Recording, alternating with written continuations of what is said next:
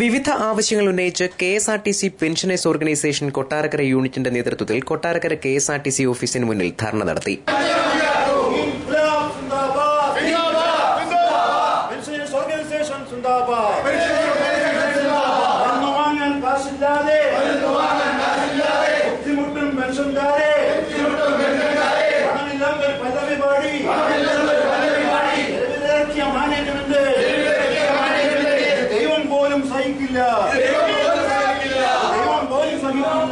ബുധനാഴ്ച രാവിലെ 11 മണിക്ക് നടന്ന ധർണ യൂണിറ്റ് മുൻ president M G Chandrasekharan Pillai ഉദ്ഘാടനം ചെയ്തു.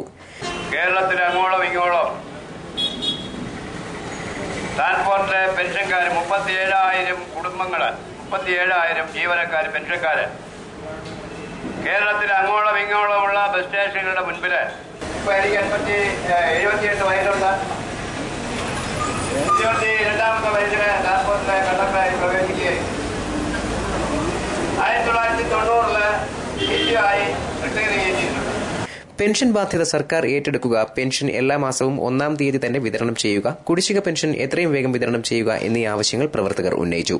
സംസ്ഥാന organising secretary P Muraleedharan Pillai, Kottarakkara unit അംഗങ്ങളായ C Ramakrishnapillai, M Ramachandran Pillai, Vasudevan Nair S എന്നിവർ സംസാരിച്ചു. News bureau, Kottarakkara.